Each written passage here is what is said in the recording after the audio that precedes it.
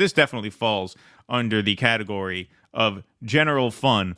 JD Vance buys donuts in Holt's Sweet Shop in Valdosta, Georgia. Now, this clip went viral. As you can see, 4.2 million views. So, it's fairly common for politicians when they are on the campaign trail to stop into a diner or a coffee shop or a bakery and yuck it up with the workers to show they're down with the people, blah, blah, blah.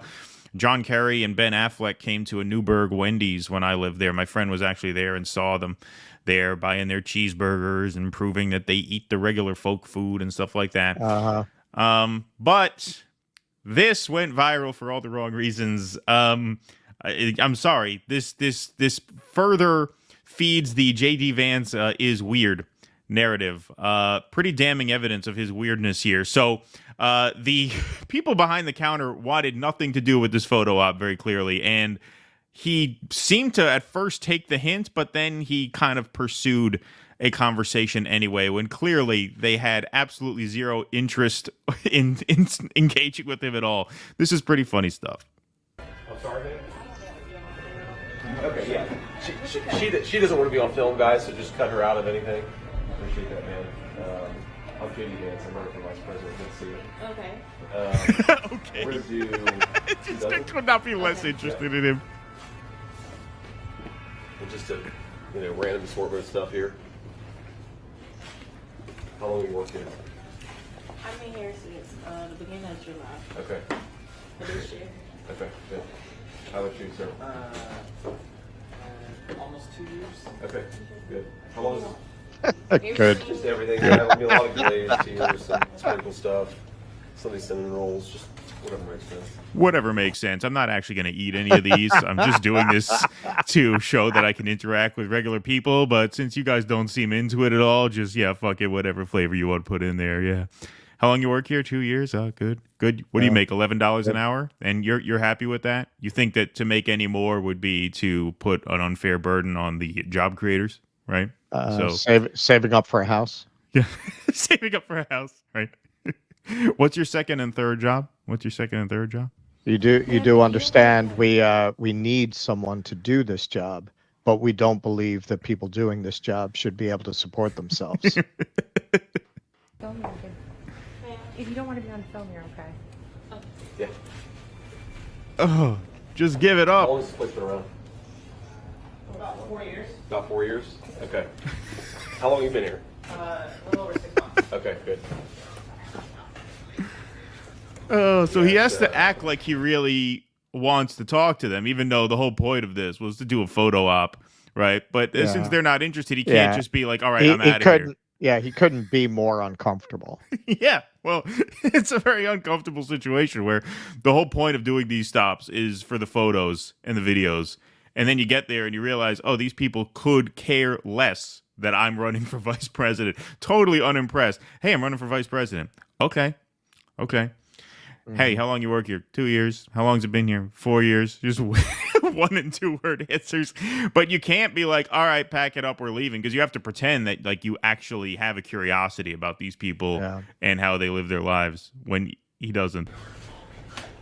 When we selected this place, I didn't know if it had been here for 20 years or 4 years, or you never know. Sometimes you drop in. It is a cool story. The owner of this place, basically him and his uncle own his grandfather's schools, which was founded in Doughnut. Oh, there you go. All right, so you got a little bit of information. I'm so interested. You wanna go out back and burn one? Yeah. I'm running for vice president. I'm running for vice president. Let me hear that part again. I'm JD Vance. I'm running for vice president. Let's see it. Okay. Okay. I'm JD Vance. I'm running for vice president. Okay. I'm very impressed. This is what I saw when I heard that this guy who had this bestseller that was stimulating this national conversation about the conservative turn in kind of rural people. And I heard he was running for the Senate. I said, wow, man, I mean, that guy, if he can speak, sky's the limit. And then I saw him speak and I said, oh, wow, he sucks. He's not He's not a natural politician. He just doesn't have that going on. You know, you look at someone like Bill Clinton, or you even look at Donald Trump. They clearly feed off interacting with people. Right. That is a quality you need to have charisma. You have to be somebody who feeds off that, because that energy translates into your body language and people pick it up. As primates, we mirror each other. If you're enthused, people tend to be enthused. And the opposite is true as well. Clearly, JD Vance does not enjoy people, does not enjoy speaking to people. When he does speak, even when he does okay, it comes off as very prepared. And Yes. Debate team. He has a debate team answer ready. But he doesn't enjoy politics. He's not a natural politician. Even so, he went this far, which, as we've said in previous segments covering him, I think it was a mistake. I think he should have picked Tulsi, even if not Tulsi, and I think that would have been his best pick. JD Vance was a big mistake. He's not an asset to Trump, and the only reason Trump picked him, in my opinion, is because he has a very fragile ego, and it's because he sucks. It's not a bug; it's a feature for Trump. He doesn't want anybody who might outshine him in any way. I mean, I think there's certainly an ego element. I do think, like, when you look at Vance's speech and, you know, hitting on those populist themes, I do think Trump picked him under the assumption he was going to win the election. And so he sort of picked, like, the most logical ideological successor to the MAGA movement, which is Vance, more than Tulsi. I mean, Tulsi is basically a Democrat, at least she was, until she figured she can get paid more being a Republican. Like, Tulsi's not exactly in that lane firmly, whereas Vance definitely is. And so I think assuming that you're going to win and picking someone who you think is really the most distilled version of your philosophy going forward, I think that's what motivated that. And look, there's obviously a piece of it where he doesn't want to be outshined. I mean, that's common. I mean, that's what I'm saying. If he were a great speaker, if he were a great speaker, Trump wouldn't have picked him. Yeah.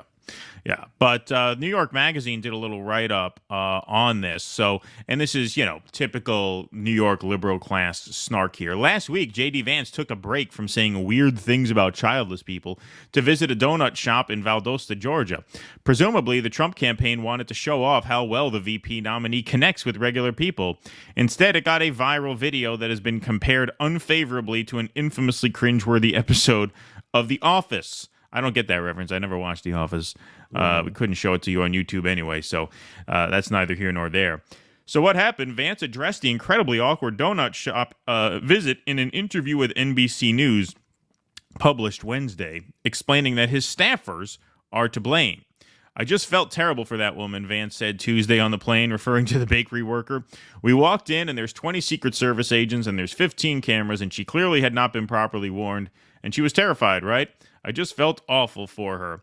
Vance said that he enjoys engaging in that kind of retail politicking. Yeah, right. Yeah, he really looks in your element there. And added that he has made it clear to his staff that such visits must be planned more carefully in the future. Well, I'm sorry, dude. Like, if you enjoy engaging with regular people, then why do they have to be more planned in the future? If you're such a natural, you know, Trump can walk into a McDonald's and charm the whole place. Right? Like, you know, it's not, I don't think the woman was necessarily shy. She was just not into you, right? She wasn't like running in the back. She just said, hey, don't put me on camera. And then she came, oh, I'm running for vice president. Okay. How long's it been here? 2 years, 4 years, whatever. We don't have to have these scripted events. I don't want to go and do 3 takes of buying Doritos at a Sheetz, Vance said, referring to a recent Harris stop at a Pennsylvania gas station.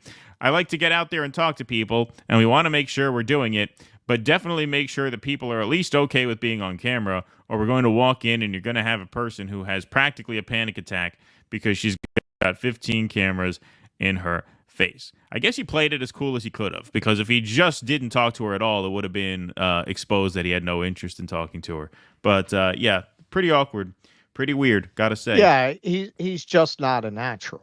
He's just not a natural politician. Look, yeah, he is weird. So are they. Oh, yeah, So of are course. they. Waltz isn't They're all weird. weird, Harris yeah. isn't weird. Trump isn't. They're all fucking weird. Generally, people who decide they want to run for president and vice president are weird. Yes, Not especially at the the end of an average empire. person. Ancient Right. Rome before the fall, that was a weird place too.